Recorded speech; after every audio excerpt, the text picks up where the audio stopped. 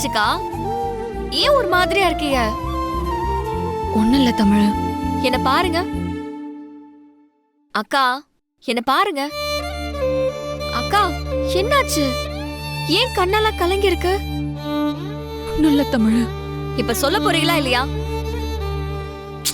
கேக்குறல, சொல்லுங்க. மறுபடியும் அவர் உங்ககிட்ட கடுமையா நடந்துக்கிட்டாரா? அவர் உங்களை அடிச்சாரா? சொல்லுங்கக்கா, அவர் உங்களை அடிச்சாரா இல்லையா? சொல்லுங்க.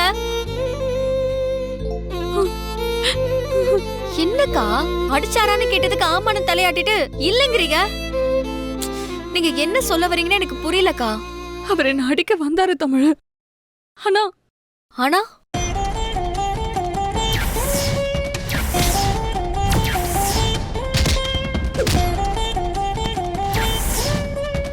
என்னக்கா சொல்றீங்க? 2 தடவை அவர் என்ன அடிச்சோம். அடிக்காதீங்கன்னு நான் எவ்வளவோ சொல்லி பார்த்தேன். அதையும் மீறி அவர் என்ன அடிக்க வந்தப்பதான் அதை தடுத்து அவரை பிடிச்சு நான் தள்ளிட்டேன். எனக்கு எங்க இருந்து அம்பட்டு தைரியம் வந்துச்சுன்னு எனக்கே தெரியல. நம்ம அனுமதிக்கிற வரைக்கும் யாருக்கும் நம்ம மேல கை வைக்கிற தைரியம் வராது. அதனால அவரை அடிக்க வரப்போ அதை அனுமதிக்காதீங்கன்னு நீ சொன்ன அந்த வார்த்தை தான் எனக்குள்ள ஓடிக்கிட்டே இருந்துச்சு தமிழ். நீ கொடுத்த அந்த தைரியத்தாலதான் அவர் என்ன அடிக்க வந்தப்போ அதை தடுத்து அவர் கோவமா பேச வச்சிருச்சு. அக்கா, சூப்பர்க்கா. எம்புட்டு பெரிய சம்பவம் பண்ணிருக்கீங்க. செம்மக்கா. உண்மையிலே சொல்றேன், எனக்கு மலர் அக்காவை பாக்குறதுக்கு எவ்வளவு பெருமையா இருக்கு தெரியுமா? இப்படிதான்க்கா இருக்கணும். இதே மாதிரிதான் இருக்கணும். நம்மளோட சுயமரியாதைய யாருக்காகவும் விட்டு கொடுக்க கூடாது.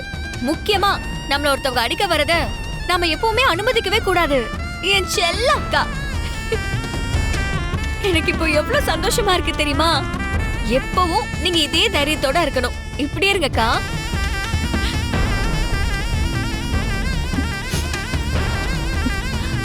ஆமா, நீ இன்னைக்கு பரீட்சைக்கு போகணும்ல?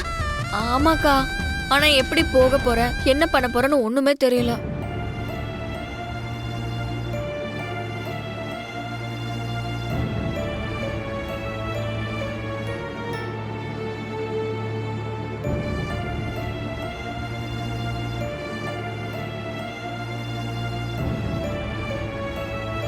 அம்மாச்சி, என்னடி?